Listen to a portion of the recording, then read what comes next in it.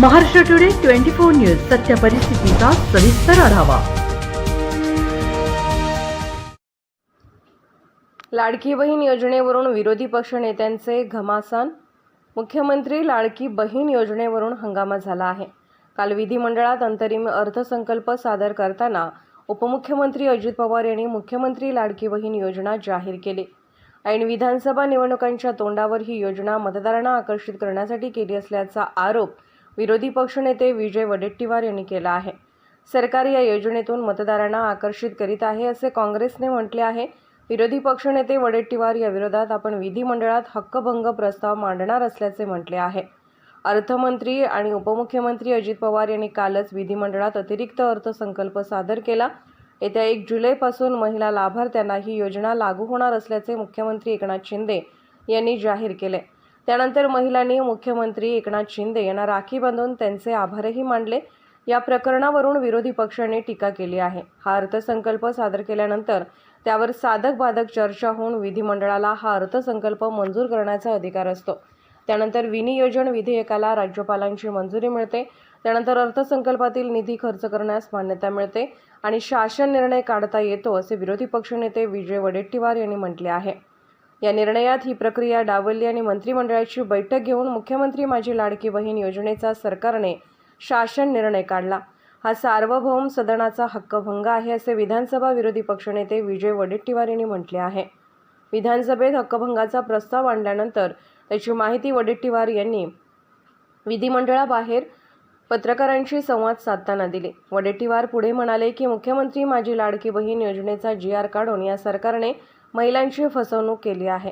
कारण जर अर्थसंकल्पाला अजून मान्यताच मिळाली नाही तरी देखील हा GR काढला गेला। एकमेकावरील कुरघोडीच्या राजकारणामुळे घाई गडबडीत हा GR काढला आहे।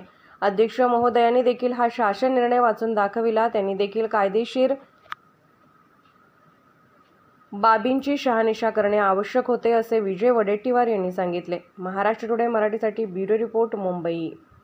2.5 साल तो क्या कहते हैं लाडला बेटा योजना वो चाहिए ना आपको। चलो मैं मागे फिरलो साहेब शाहिद शाहिद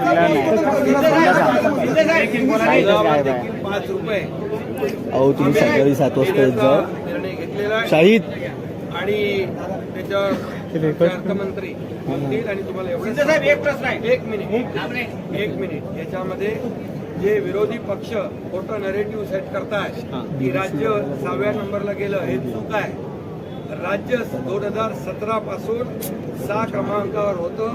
याचं कारण तुम्हाला सांगतो, हे पॉप्युलेशनवर डिपेंड असतं। पॉप्युलेशन लोकसंख्या आपली जास्त आहे इतर राज्यापेक्षा। आज आपला जो 14% बोलतात त्यांना बोलू द्या।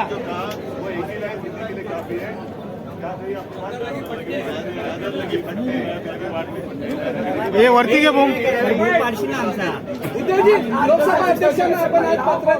अरे हिंदी मध्ये होऊ दे ना यार।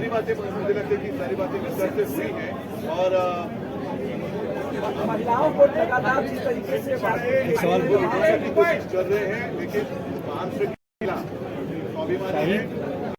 मला असं वाटतं जिजाऊचा महाराष्ट्र आहे, सावित्रीबाई फुलेंचा महाराष्ट्र आहे। अनेक महिला राज्यात त्या यांच्या या फसवणुकीला काही योजना लेके आया है।